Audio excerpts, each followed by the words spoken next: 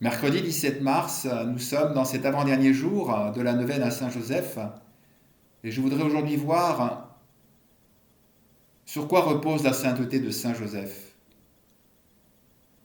Nous pouvons affirmer que cette sainteté repose avant tout sur sa foi, qui est une foi héroïque, une foi à toute épreuve.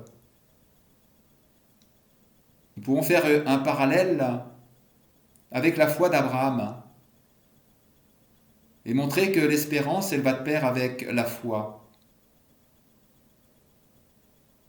Abraham nous a montré que il a espéré, comme nous l'Écriture, contre toute espérance. Il crut, et cela lui fut compté comme justice. Eh bien, à Saint Joseph, lui fut compté comme justice le fait d'avoir cru en Dieu qui donne la vie aux morts, qui ressuscite, qui appelle du néant à l'existence. La foi de Saint Joseph s'est manifestée dans la même mesure que la foi d'Abraham. Elle s'est manifestée plus encore quand, au moment de l'Annonciation, quand le Verbe s'est fait chair dans le sein de la Vierge Marie.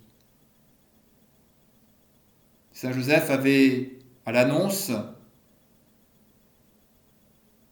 que Marie était enceinte, lui qui est un homme juste, avait décidé de la répudier en secret. Parce qu'elle était enceinte.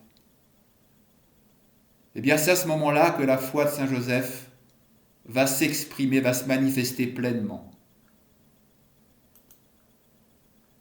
C'est devant ce mystère de l'incarnation, c'est la grande épreuve de sa vie, et sur une parole de l'ange envoyée par le Père, eh bien voilà que Saint Joseph va adhérer pleinement à cette parole et recevoir la Vierge Marie auprès de lui. Il l'a pris comme épouse chez lui. Et à ce moment-là, il prouva vraiment qu'il était un descendant d'Abraham selon la foi. Il est appelé par la voix de Dieu justement pour que l'espérance du salut puisse se réaliser dans le monde. Et l'Église d'aujourd'hui vit de cet héritage, de la foi d'Abraham, mais elle vit également de cet acte fondateur de Saint Joseph, de prendre la Vierge Marie et l'enfant comme époux auprès de lui, accomplissant ainsi l'espérance de ce monde. Joseph de Nazareth est un homme droit parce qu'il vit totalement de cette foi.